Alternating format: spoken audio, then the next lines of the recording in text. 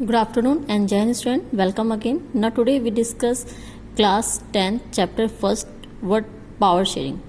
In this video we discuss the topic power sharing desirable. Why is power sharing desirable? Power sharing क्यों desire है firstly, and next same question है why is power sharing necessary in democracy? Power sharing क्यों आवश्यक है एक democracy के लिए? And power sharing is the very spirit of the democracy. Justify the statement with 3 suitable points. जैसा आप देख रहे हैं ये क्वेश्चन आपका 10 में, 12 में, 11 में, 12 में, 14 में, 13 में, 15 में, मीन्स 1 2 3 4 5 6 7 कंटिन्यू 7 ईयर तक, 7 और 6 ईयर तक ये क्वेश्चन आपका आया है. Why power sharing good for democracy? Democracy के लिए पावर शेयरिंग क्यों गुड है? Give any 3 suitable arguments. आपकी बुक में टॉपिक दे रखा है power sharing desirable, means 2 reason बता रखे हैं, प्रूडेंशियल रीजन और मॉरल रीजन. उन्हीं दोनों रीजन को लेकर हम ये क्वेश्चन को बनाएंगे. Firstly prudential reason. Number 1, prudential reason are based on careful calculation of gains and losses.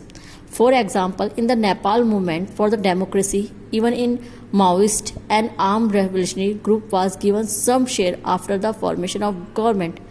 The major gain for the was peace in Nepal. Prudential यानी ऐसा रीजन जिससे कुछ बेनिफिट हो, लॉस कम हो, इस तरह के रीजन को क्या बोलता है? प्रूडेंशियल रीजन कहा जाता है. यानी कोई ऐसा लॉ बनाना जिससे पब्लिक या जिसको भी बेनिफिट हो, गेन हो. जिस तरह से नेपाल का एग्जांपल, नेपाल में जो मूवमेंट कंटिन्यू डेमोक्रेसी की जो डिमांड हुई उसमें माओइस्ट और जो आर्म रेवोल्यूशनरी ग्रुप थे उन्होंने क्या डिमांड करी थी कि डेमोक्रेसी की डिमांड करी थी, जिससे क्या करा गया, वहाँ पे पावर को शेयर कर दिया गया. इससे क्या हुआ, नेपाल में पीस, वहाँ पे शांति हो गई. Next, prudential reason help to reduce the possibility of conflict between social groups. और प्रूडेंशियल रीजन क्या हेल्प करता है? इस तरह कोई भी कॉन्फ्लिक्ट होता है, कोई भी प्रॉब्लम क्रिएट होती है, उसको सॉल्व करता है, ऐसे कॉन्फ्लिक्ट को होने नहीं देता है.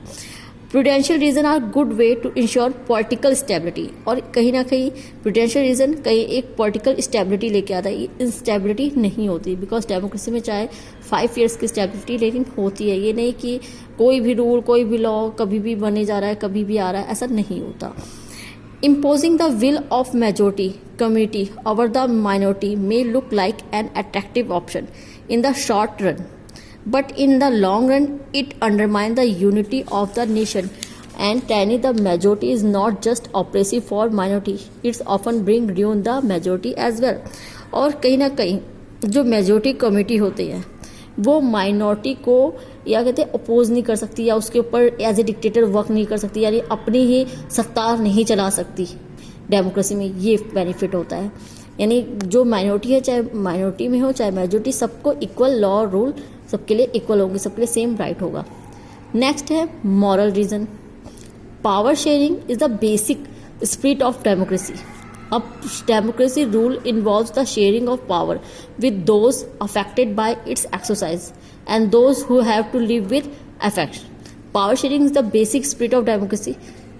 Basic spirit क्यों की जाती है? Because rules involve the sharing of power and the affected by its exercise and those who have to live with its effect. यानी पावर को सिंपली शेयर कर रखा है. ये सबको पता है कि उसको कितनी उसके पास पावर है, उसको किस अकॉर्डिंग वर्क करना है, उसको किस तरह का लॉ बनाना है. अगर वो इस तरह का पावर का अपना मिसयूज नहीं कर सकता इस तरह, या किसी और अगर वो मिसयूज करता है तो कहीं ना कहीं दूसरे जो भी गवर्नमेंट का ऑर्गन होगा उसको ऐसा करने से रोकेगा. लाइक हम एग्जाम्पल ले लेते हैं, एग्जीक्यूटिव और लेजिस्लेचर, वो एक दूसरे पर डिपेंड है. अगर ये दोनों कहीं रॉन्ग वर्क करते हैं तो जुडिशरी उसमें क्या करती है? इंटरफेयर करके उसको होने से रोकती है. A democratic government is chosen by the people, so they have the right to be consulted on how they are to be governed. And legitimate government is one where groups through participation acquire to stake in the system. Because एक democratic government किसके द्वारा choose करी जाती है? लोगों के. लोग उसे खुद चूज करते हैं कि उनपे कौन उन पे रूल करेगा, और वो जो रूल करेगा इस तरह वो उनके वेलफेयर में वर्क करेगा, बिकॉज उसे पब्लिक ने चूज करा है. अगर उन पब्लिक के वेलफेयर में वर्क नहीं करेगा तो नेक्स्ट टाइम पब्लिक उसको चूज नहीं करेगी.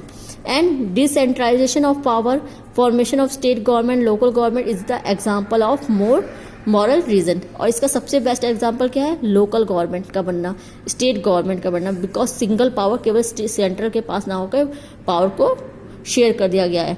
इससे क्या बेनिफिट होगा, इससे सब जितने भी एरिया, चाहे वो लोकल एरिया हो, स्टेट एरिया, उनका फर्स्टली तो उनका प्रॉपर डेवलप हो सकेगा, और सेकेंडली किसी के पास पूरी पावर नहीं होगी, पावर शेयर रहेगी तो प्रॉपर वे में वर्क भी हो पाएगा। Now thank you student. In next video we discuss about the major form of power sharing in modern democracy. Thank you. जय हिंद।